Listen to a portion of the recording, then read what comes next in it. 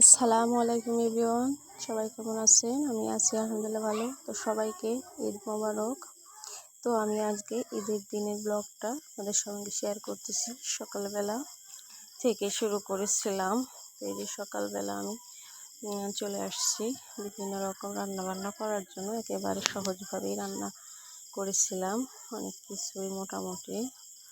তো যাই হোক, আমি প্রথমে সকালবেলায় যে বাচ্চাদেরকে ঘুম থেকে তুলে নিচ্ছি নামাজের জন্য। ওর বাবা আসে না ঈদে, তো ওরাই যাবে। তো এই জন্য হচ্ছে মনটাও একটু খারাপ ছিল। তারপরে হচ্ছে ঈদের আগের দিন প্রচণ্ড ঝড় হয়েছিল। তো ঝড়ের মধ্যে একেবারে সব কিছু লণ্ডভণ্ড। তো আমি এখানে রান্না করতে চলে আসছি। এখানে হচ্ছে আমি চিকেন রোস্ট রান্না করব, আর মোটামুটি সেমাই যা রান্না করে ঈদের দিনে মোটামুটি এগুলাই রান্না করব। তো এখানে বিরিয়ানি মশলা নিয়েছি বিরিয়ানি রান্না করার জন্য। তো লাচ্চা সেমাই রান্না করব, আর হচ্ছে এই চিকন সেমাইটা।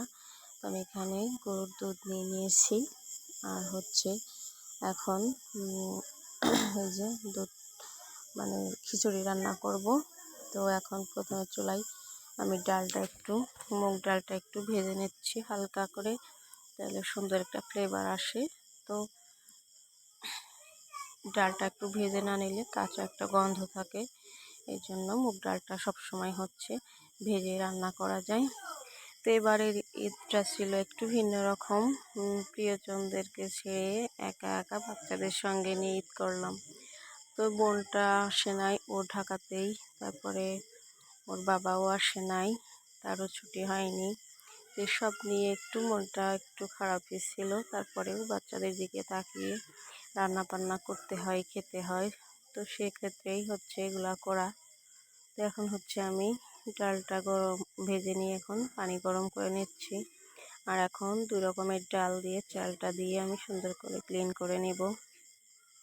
তো আমি সবসময় খিচুড়িটা 2-3 রকমের ডাল দিয়ে রান্না করি। তো আজকে একটু কড়াইতে ভুনা খিচুড়ি রান্না করব।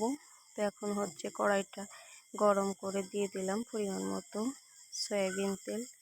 আর তেলটা গরম করে এর মধ্যে হচ্ছে আমি মশলাগুলো অ্যাড করে দেব খিচুড়িটা রান্না করার জন্য। তো এখানে হচ্ছে পেঁয়াজ, মরিচ, কাঁচা রসুন এইগুলা দিয়ে আমি হচ্ছে একটু মশলাটা ভেজে নিচ্ছি। তো আমরা সবাই পারি ভুনা খিচুড়িটা রান্না করতে। তো আমি হচ্ছে খিচুড়িটা দিয়েই রান্নাটা শুরু করলাম সকালবেলা। তো আজকে ঈদের দিন যেহেতু খিচুড়িটা তো রান্না করতেই হবে। তো সেই জন্য হচ্ছে আমি খিচুড়িটা প্রথমে রান্না করতেছি। এখানে স্বাদ অনুযায়ী লবণ আর সমস্ত মশলাগুলো অ্যাড করে দিয়ে একটু মশলাগুলো ভেজে নিচ্ছি। আর মশলাগুলো একটু কষিয়ে নিয়ে তারপরে হচ্ছে আমি খিচুড়ির চালগুলো দিয়ে দিলাম। তো চালটা দিয়ে আমি ভালো করে একটু নেড়ে চেড়ে মিক্সড করে নেব। আর খিচুড়িটা হচ্ছে অল্প একটু পরিমাণে রান্না করছিলাম, কারণ বাচ্চাদেরকে নিয়ে পারা যায় না। তো এদিকে খিচুড়ি আমি রান্না বসিয়ে দিয়ে আবার এখানে ওরা নামাজে যাবে, তো এই জন্য ওদেরকে একটু গুছিয়ে দিতে আসছি। তো ও হচ্ছে পাঞ্জাবিটা পরতে পারছিল না। তো ওর একটা ভাইয়া, তো আমার বড় ছেলের ফ্রেন্ড, ও আবার একটু হেল্প করতেছিল ওকে পাঞ্জাবিটা পরানোর জন্য। তো সব পোশাক কিন্তু বাচ্চারা সহজে পরতে পারে, পাঞ্জাবিটা একটু আনইজি লাগে। তো এই জন্য হচ্ছে ওকে হেল্প করতেছে। তো ওদেরও মনটা একটু খারাপ ছিল, ওদের হচ্ছে বাবার সাথে নামাজ পড়তে যাইতে পারতেছে না, ওদেরও একটু খারাপ লাগতেছিল। তো যাই হোক, ওরা চলে গেছে আর আমি এখন হচ্ছে খিচুড়িটা রান্না কমপ্লিট। আর এই যে নামাজ পড়তে যাবে, একটু সাজুগুজু করে নিয়েছে। আর আমি দেখতে খিচুড়িটা হচ্ছে সুন্দর করে বেড়ে নিয়েছি। তো যে এখন হচ্ছে 3 ভাই চলে যাচ্ছে, 3 জনেরই সাদা পাঞ্জাবি ছিল। তো মাশাআল্লাহ সুন্দরই লাগতেছিল মোটামুটি 3 জনকে। এখন হচ্ছে আমি একটু ছবি টবি তুলে ওদেরকে বিদায় দিয়ে পাঠিয়ে দিয়েছি। আর এরপরে আবার দুপুরের জন্য চলে আসছি, পোলাও রান্না করব। এদিকে অনেকগুলো কাপড় ধুয়ে নিয়েছিলাম। আর এই যে চিকেনের জন্য চিকেনটা রোস্টের জন্য একবার রেডি করে দিচ্ছি। এখন রোস্ট আর হচ্ছে পোলাওটা রান্না করব। তো চিকেন রোস্টটা বাচ্চা অনেকদিন ধরে খাওয়ার জন্য বায়না করতেছিল, তো ভাবলাম ঈদের দিন আজকেই করে দিই। তো যে চিকেনটা আমি একটু কষিয়ে মানে যেভাবে রোস্টটা রান্না করতে হয় ভিডিওটা আমি আপনাদের সঙ্গে পরে শেয়ার করব।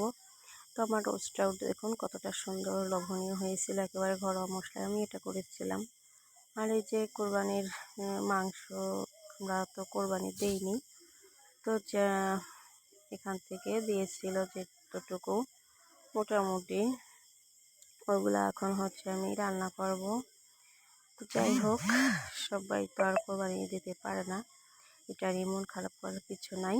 তো আমি এখন হচ্ছে এই যে গোশ হচ্ছে রান্না করে নিচ্ছি। তো আজকের মাংসটা মানে এমনভাবে রান্না করছি কি বলবো, কোনো গোছগাছাল ছিল না, তাড়াহুড়ো করে রান্নাটা চাপিয়ে দিয়েছি, মানে বসিয়ে দিয়ে মশলা একটা একটা করে অ্যাড করেছিলাম।